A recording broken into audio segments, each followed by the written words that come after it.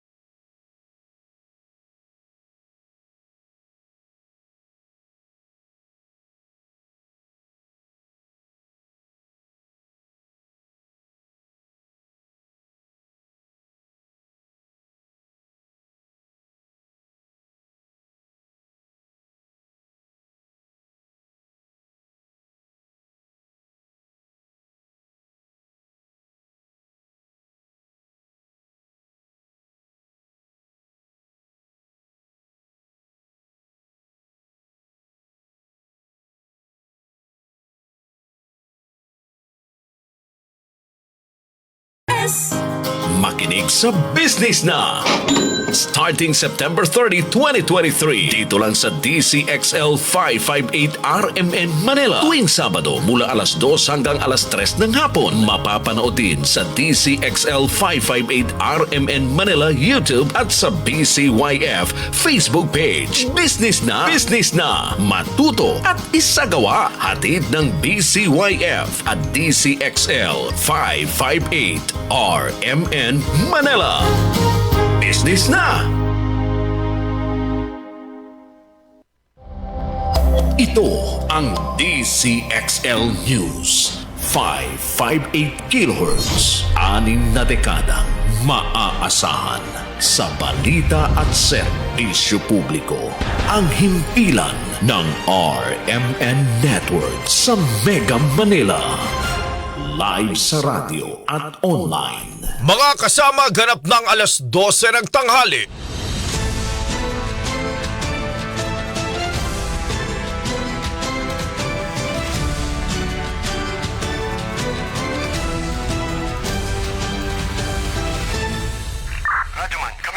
Live pong napapakinggan Radyoman, sa live Luzon, dito. Visayas, Mindanao. Narito na ang mahahalagang kaganapan sa loob at labas ng bansa. Unang-una mong narinig Sabayan na po tayong napapakinggan sa 65 RMN stations nationwide. Nandito tayo ngayon sa Ilagang Signal TV Channel 309 Aris, bigapon kita diri. at sa WRMN New York, USA.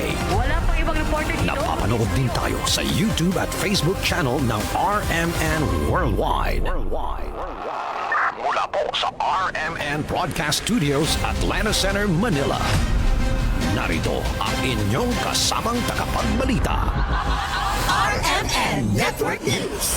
Magandang tanghali mga kasama. 15 po ng Enero, araw po ng Lunes taong 2024. Kasama niyo na po Radyoman Drew San Fernando. At ako naman si Radyoman El Maracol. At narito na po ang ulo ng mga maiinit na balita. Resolusyon na layong reviewin ang economic provision ng kasalukuyang konstitusyon, pinirmahan ng mga senador. Pahayag ng Office of Transportation Cooperative na pwede pa rin bumiyahi ang mga driver ng jeepney na mawalan ng hanapbuhay sa Pebrero, magulo daw ayon sa ilang transport group. Ilang kumpanya ng langis nag-anunsyo na ng ipatutupad na taas sa presyo bukas.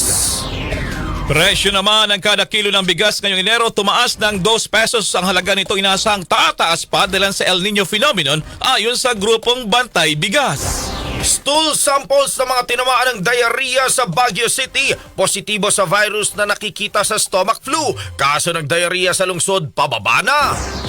Sa police report naman, barangay kapitan doon sa Calapan City patay na matagpuan sa kanyang bahay pagnanakaw. Tinitingnang motibo naman sa krimen ng mga otoridad. Para sa balita sa ibayong dagat, 22 katao patay sa pagguho ng minahan sa Tanzania. Bulkan naman sa Iceland muling sumabog. Sa sports balita naman, NBA legend na si Dwayne Wade binigyan kanina ng parangal ng Miami Heat. Magtatayo rin ng statue para sa Hall of Famer player. At para sa detalye ng mga maiinit na balita, inihayag ni Senate President Mig Zubiri na pumirma ng resolusyon ang mga senador para reviewin ang economic provision ng 1987 Constitution. Sa pulong balitaan, sinabi ni Zubiri na nagpulong na rin sila ni Pangulong Ferdinand Marcos Jr. at House Speaker Martin Romualdez kaugnay sa isinusulong ngayon na People's Initiatives para amyendahan ang saligang batas. Ayon kay Zubiri, sang-ayon si Pangulong Marcos Jr. sa mga sentimiento ng mga senador para sa petisyon ng People's Initiative. Nung pagkita po natin kay Presidente, we decided, the President, first of all, and I'd like to thank the President for his comment that the PI is too divisive. And he even mentioned news items from the major networks that he watched the night before. At sabi, nagkakagulo na, bakit nagkakaganyan, may bayaran. And he even said na, and I thank the President for this, because he even said na, dati ako senador. Bilang dating senador, hindi din ako papayag na ma-undermine o ma-diminish ang kapangyarihan ng Senado sa pagdating ng usaping bicameralism or bicameral form of government. Yan po ang tinig ni Senate President Juan Miguel Zubiri. Kognay pa rin ang balitang yan. Sa Kamara naman, konstitusyon, kailangan daw miyandahan payakma din sa kasalukuyang panahon. Kasama mo sa balita si Radyoman Grace Mariano. RMN Live Report. Giniit nga ni House Ways and Means Committee Chairman at Albay 2nd District Representative Joey Salceda ang pangangailangang maamyendahan na kaagad ang ating Constitution, lalo na ang mga economic provisions. Binigyan diin pa ni Salceda na mas mainam ngayong isakatuparan ang charter change habang malayo pa ang 2028 presidential elections upang mapawi ang pangamba ng publiko na ito'y gagawin para lamang palawigin ang termino ng Pangulo. Ang punto ni Salceda, ang US Constitution na siyang pinagbatayan ng ating saligang batas ay 27 beses nang inamyendahan habang ang ating 1987 na Constitution ay 40 taon nang itinagal. Paliwanag ni Salceda, dahil sa mga restrictive provisions ng Constitution ngayon ay isinara ang oportunidad at pantay na kasaganaan para sa taong bayan. Dahil bawal ang mga dayuhan na pumasok sa agrikultura, media, large-scale mineral at oil exploration, edukasyon at advertising. Ayon kay Salceda, dahil dito ay pinayaman at ginawa umanong makapangyarihan sa labor, consumers at government sector ang mga elitista sa ekonomiya matapos ang EDSA People Power Revolution. Kasama mo sa DSXL RMN Manila, Radyoman Grace Mariano, Tatak Arimen. RMN Network News. Sa ibang balita naman mga kasama, nalalabuan naman ang ilang transport group sa pahayag ng Office of Transportation Cooperatives na makakabiyahe pa rin ang mga driver ng jeep na mawawala ng hanap buhay sa Pebrero dahil sa pagtatapos ng isang buwang palugit. Sa panayam ng RMN Manila, sinabi ni Manibela President Mar Valbuena na posibleng mas mapaikli lamang ang oras ng biyahe ng mga jeepney driver dahil maghahati sila sa unit at mas mababa pa ang maiuuwing kita. Parang labo po sa Aljo eh. Yung hindi na po sinasabi nila makakabiyahe, dadalhin po doon sa may mga bumibiyahing. Yung pagdadalhan po doon sa mga driver na to, may bumibiyahe naman po doon sa jeep na yon. Ano yun sir? Tig-4 na oras sila ng biyahe, tig-6 na oras? Yan po ang tinig ni Manibela President Mar Valbuena. Nangangamba naman ang grupong Pesto na mawala lamang ang pinaghirapan ng mga tsuper dahil sa korporasyon o kooperatiba na nakapangalan ng mga unit at hindi na sa driver o operator. Ayon kay Pesto National President Modi Floranda, marami na silang natanggap na sumbong na pinag-iinitan ng mga miyembro at tinatanggal. Naging malaking negosyo talaga yung magsapin po ng serbisyo. Yun dito sa may Antipolo City, ay lumapit din po sa atin yan, yung kooperatiba dyan, ang biyahe naman ito Antipolo Mega Mall, na nag-comply sila sa programa at nung tinatanong nila yung status ng kooperatiba, magkano na yung kita, magkano yung ang ginawa sa kanila ng chairman ng kooperatiba ay mga tinanggal. Ito yung mga board member mismo ng kooperatiba. Nagpapatanong po yung mga iba't ibang nakakamusap natin mga nabiktima ng kooperatiba. Halos pare-pareho kapag nag-question ka, ang sinding sa sa'yo tanggalin ka bilang membro o bilang opisyalis ng kooperatiba. Yan naman po ang tinig ni Pesto National President Modi Floranda sa exclusive interview ng RMN Manila. RMN Network News. Samantala sa kaugnay pa rin nga balita, kakalampagin ng Office of Transportation Cooperatives o ATC ang mga kooperatiba at korporasyon na ngako sa kanila na kukupkupin ang mga jeepney drivers na bigong makapag-consolidate hanggang noong December 31. Ito'y matapos sabihin na nakarang linggo ni OTC Chairman Andy Ortega na maaari pa rin makabiyahe ang mga drivers ng mga jeepney na hindi na makapag-consolidate pagsapit ng unang araw ng buwan ng Pebrero. Ayon pa rito kay Ortega, handang kunin ng mga co-op ang mga drivers lalo na sa mga lugar na kulang ang mga nagmamaneho at bago ang mga ruta. Sabi ko, yung mga nangako sa atin na tutulong, so tawagan ulit natin. Kasi at the end of the day, magkakakilala naman mga yan magkakaibigan, magkakamag-anak, magkakabayan. Just a matter of magandang usapan na, hindi na kayo bumabiyahe, ayaw na ng operator nyo, nandito lang kami, punta lang kayo para matulungan namin kayo. So, it is really something na medyo sensitive po yan dahil ilang taon po yung anti at saka pro, tapos na po yung laban. So we hope and we feel naman po na sa dulo po magtutulungan po ang ating mga different drivers, operators dati para maging smooth ang transition po. Iyan ang tinig ni OTC Chairman Andy Ortega sa exclusive interview ng RMN Manila. Samantala, handang tulungan pa rin ang mga liga ng transportasyon at operators sa Pilipinas o LTAP ang mga driver naman na mawala ng hanapbuhay pagsapit ng Pebrero 1. Ayon kay LTAP President Orlando Marquez, sinabi niyang pwede nilang kunin ang mga jeepney drivers na bigong sumama sa consolidation ang kanilang mga operators. Pero aminado si Marquez na meron pa rin kasing mga operators at drivers na hindi maiwanan ang tradisyonal na jeepney. Sinasabi naman natin ni Chairman Andy Ortega ng ating kooperatiba, kaya lang ang ating mga kababayan, hindi po nila matanggap na iwanan nila yung kanilang jeep dahil nga, ang jeep kasi natin, Sir Aljo, sa kasaysayan, milyon-milyon na Pilipino ang gumanda ang buhay, naging abogado, doktor, lahat ng profession.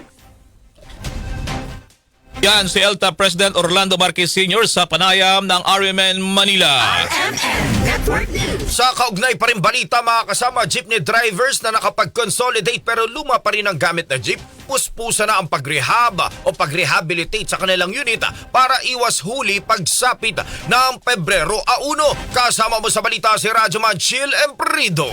RMN Live Report. Puspusan na ang isinasagawang rehabilitasyon o pagsasaayos ng mga jeepney drivers sa kanilang unit matapos na makapag-consolidate at sumama sa kooperatiba. Una na kasing inihayag ng Department of Transportation na makakapasada pa rin naman ang mga lumang jeep sa Pebrero 1 kahit luma ang kanilang unit basta na-consolidate na. Ayon kay Romeo Sioso, inuunti-unti na nila simula pa noong Disyembre ang pag-aayos ng kanilang mga jeep. Nais rin kasi nilang matiyak na pasok sa standard at roadworthy ang kanilang maneho di lamang para sa kaligtasan nila kung hindi sa kaligtasan na rin ng kanilang pasahero. Ating pakinggan ang naging pahayag ni Tatay Romeo Sioso sa panayam ng RMN Manila. Ayos na namin yung mga handbrake, mga seatbelt, inahanda na namin para sa pagbiyahe namin. Sabi, starting February magkakahigpitan daw inipinturahan, mga flooring inaayos na. May mga nasimulan na po. Meron na. So far, kamusta naman po yung pag-consolidate?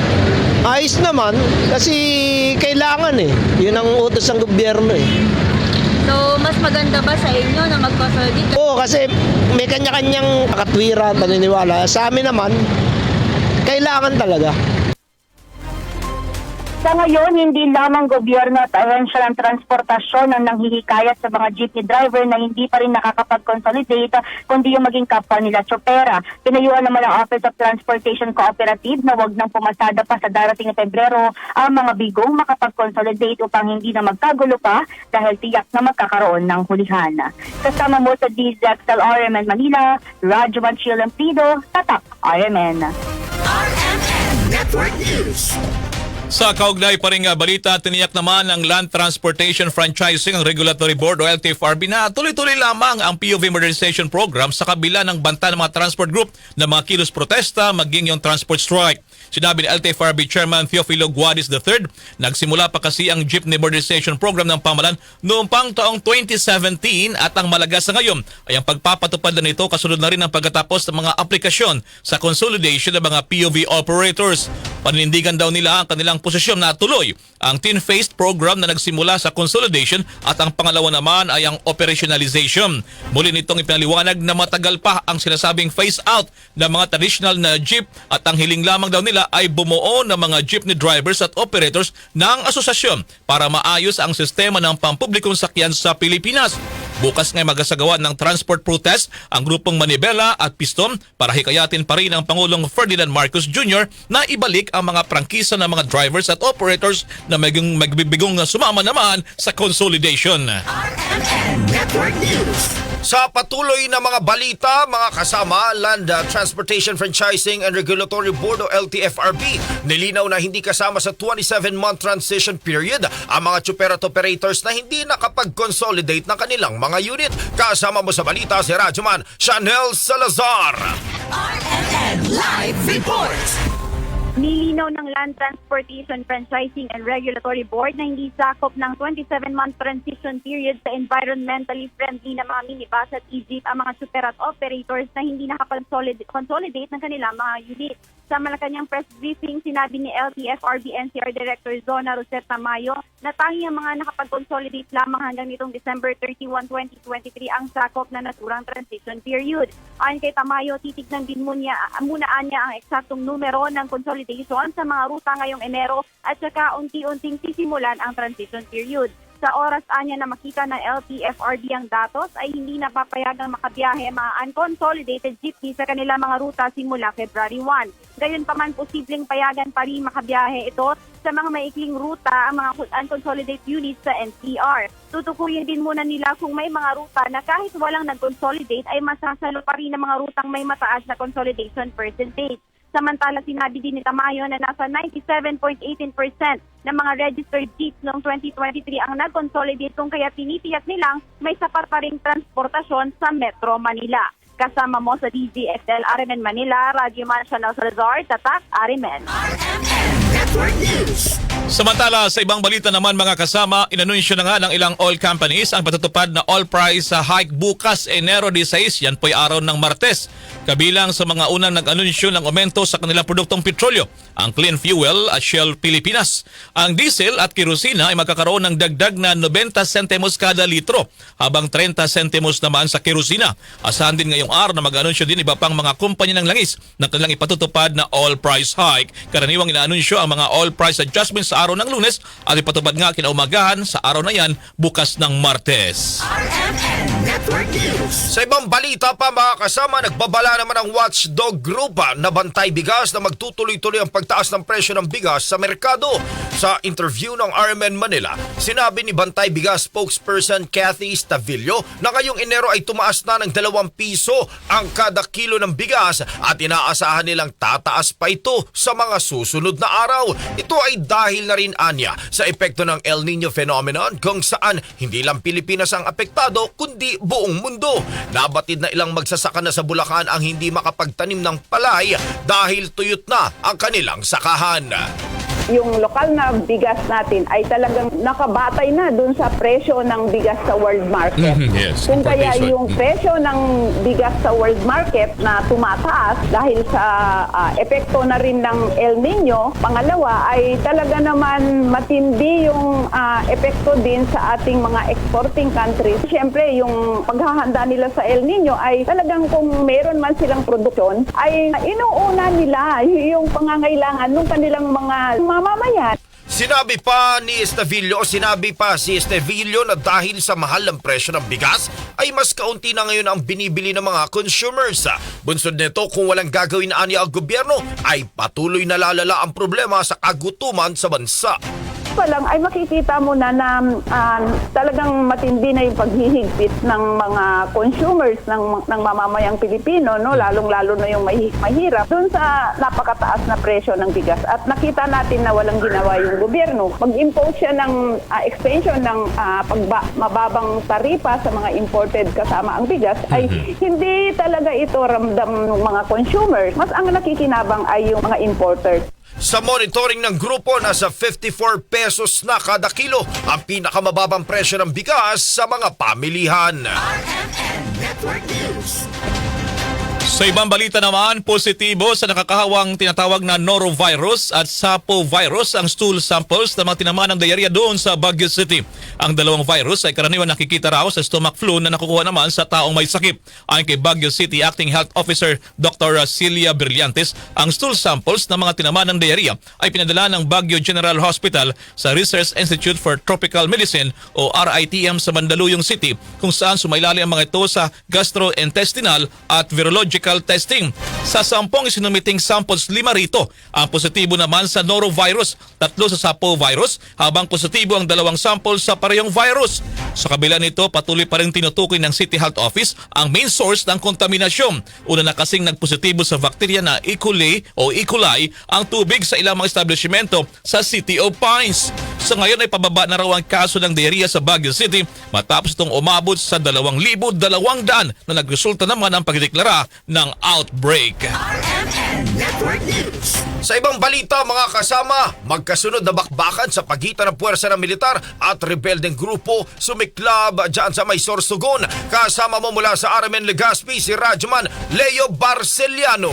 RMN Live Reports. Dalawang magkasunod na bakbakan ang naganap sa bayan ng Gubat, Sorsogon. Unang bakbakan ay tumagal lamang ng 5 minuto at umatras ang mga kalaban na medyo kumulang sa 10 mga miyembro ng CPP NPNDF. Nakabangga nito ang grupo ng 31st Infantry Battalion, katuwang ang 1st Provincial Mobile Force Company, kailalim ng 9th Auto Brigade at 9th ID ng Philippine Army Task Force Bicolandia sa ikinakasan nila na internal security operation, kung saan sa bakbakan umatras ang mga rebelde at dito na nagkaroon ng habulan. Partikular na ganap ang unang bakbakan sa Barangay Tugawe at sinundan ito sa hot pursuit operation ng Philippine National Police sa boundary lamang ng naturang barangay. Dito sa bakbakan, 25 minutong palitan ng putok ang naganap. Nakabangga nito ang commander na si Commander Baltasar Hapa alias Patrick. Mga nakaptured na mga kagamitan tulad ng war materials, isang rifle at isang inserted na long magazine ang nakuha. Kasama rin nakuha ang mga numerous enemy document with subversive information. Isang high-powered din na fragmentation grenade. Nakuha rin dito ng Philippine Army ang labi ng naturang kinikilalang commander na nasa ilalim ngayon sa pagsusuri ng Philippine National Police.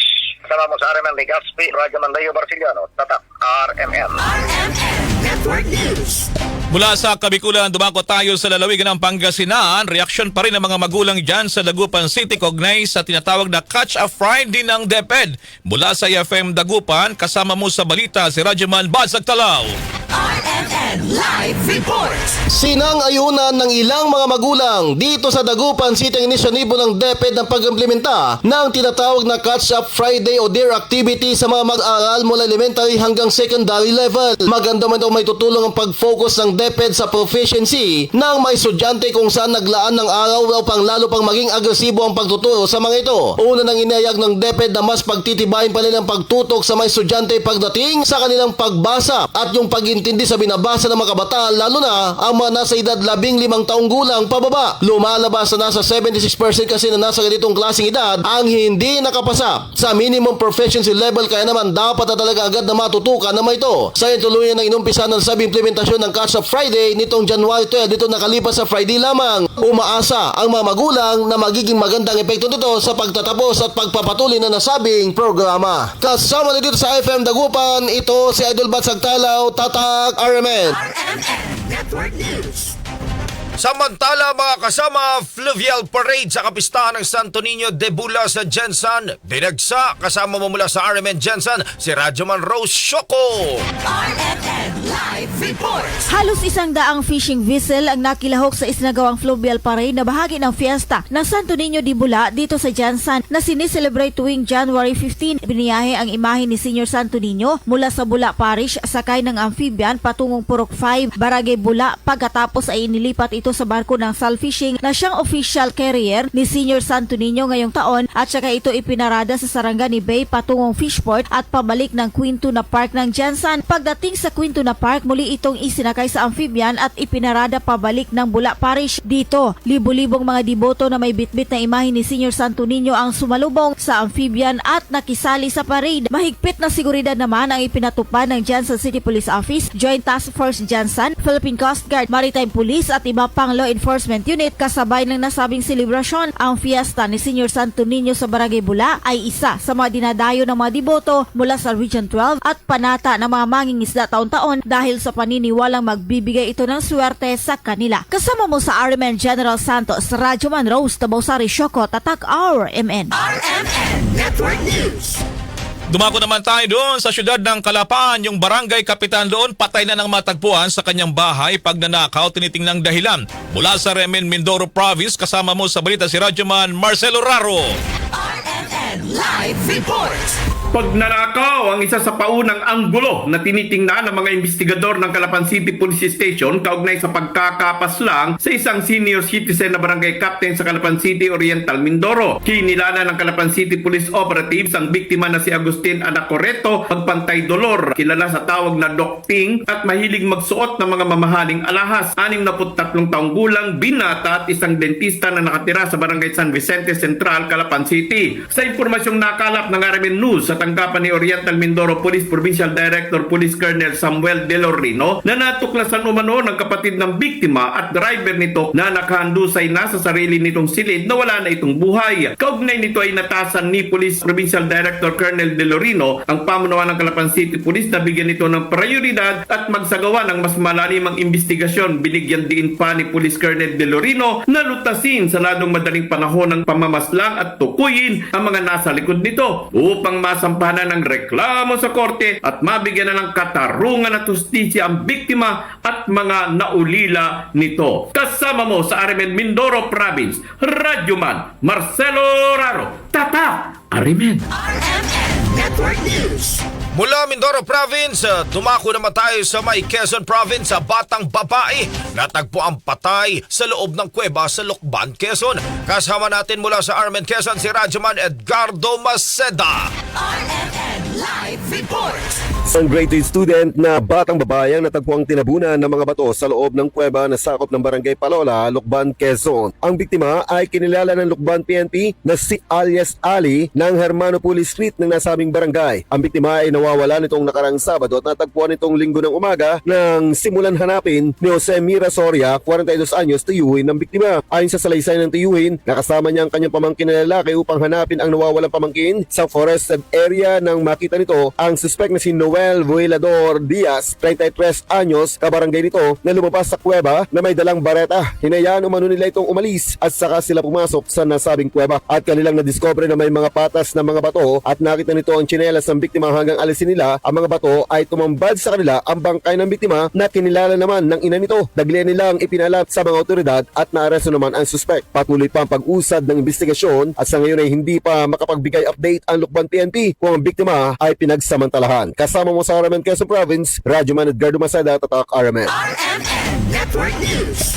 Dumako naman tayo ng Cabanatuan City, 2 ang patay habang isang sugatan sa nangyaring banggaan ng motor at tricycle. Mula sa RMN Nueva Ecija, nandoon si Radyoman Ace Blanca. RMN Live Reports. Patay on the spot ang 2 binatilyo matapos sumulpok ang sinasakyan nilang single motorcycle sa kasalubong nilang kolong-kolong tricycle dito sa Cabanatuan City, Nueva Ecija. Inilarawan lamang ang 2 biktima na edad 14 at 17 anyos na parehong taga Barangay Villa Ofelia. Samantala, yung driver naman ng kolong-kolong tricycle ay nakilalang si Francis Magos Sr. na residente naman ng Bantog Norte dito pa rin sa Cabanatuan. Ayon sa investigasyon ng pulisya at base na rin sa CCTV footage ng Barangay Bantog Norte, kapwa umo-overtake daw ang dalawang sasakyan na magkasalubong sa magkabilang linya ng kalsada. Pareho umanong nakainom ang magkabilang panig. Sinasabing may isa pang motor na nasa likod ng mga kabataan na parang tinutugi sila kaya matuli ng kanilang patakbo. Samantala, si Magus naman na sakay ng kanyang kolong-kolong tricycle ay napagalamang pauwi na sana ng kanilang bahay nang maganap ang malagim na trahedya. Kasama mo sa RMN Nueva Ecija, Radyoman Ace Blanca, Tatak RMN.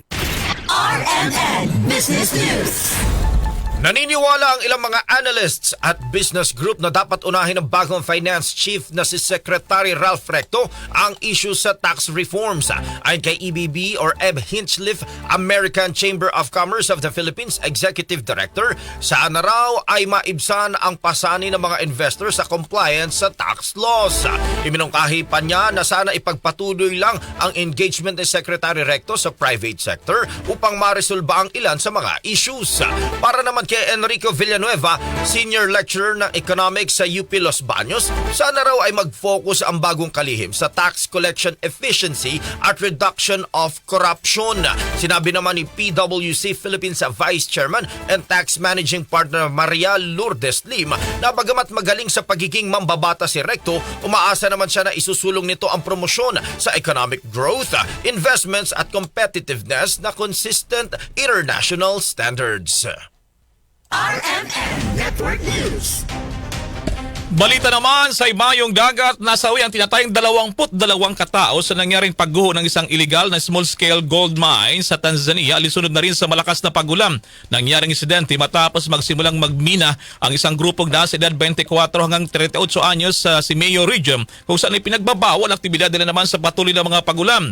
Ibinagi pa ng District Commissioner ng lugar. Noon narito inireport sa kanila na may 19 hanggang 20 katao ang natabunan sa minahan, ngunit nakakuha mo sila ng 22 mga bangkay. Dagdag pa rito, sinimulan naman ng grupang pagmimina bago pa man maaprubahan ng gobyerno ang physical at environmental safety at procedure sa lugar. Sa ibang balita naman, muling sumabog ang bulkan sa Southwest Iceland na nagdulot ng lava flows na umabot sa isang fishing town. Mabuti na lamang agarang nailikas ang mga residente ng lugar kung kaya't walang naitala namang casualties. Liban naman sa lava flow, naitala rin ang pagbagsak ng mga bato at maitim na usok mula naman sa bungagan ng bulkan na umabot rin sa bayan ng Grande Beach. Ang singer na si Juan Carlos nagsorry sa isang pari dahil daw sa pagmumura. Yung pari naman sinabing okay lamang, naintindihan naman daw ito ni Lord. Ang chika naman mula kay Radyoman Alex for Rocky. Ibinahagi ng singer na si Juan Carlos ang nakakatawang usapan nila ng isang pari.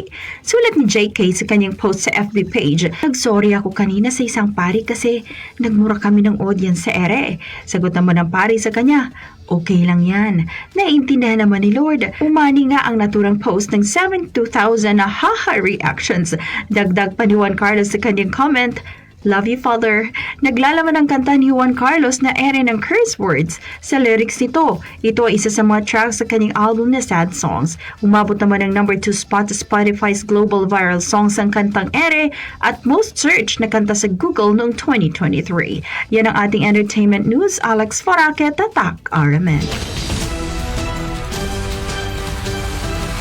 RMN Network News. At sumayin niyo po ang mga nangungunang balita. Ako po si Radyoman Drew San Fernando. At ako naman si Radyoman El Maracol. Mula po sa RMN Broadcast Studios Atlanta Center, Manila. Maganda pong hapon. Marami pong salamat. Inyo pong natunghayan ang RMN Network News. Malaki ang tumutok para huwag mahuli sa maiinit na mga balita at impormasyon. Reaching millions nationwide and worldwide for more than 70 years. Tatak RMN. Mga kasama, oras 12:32 na.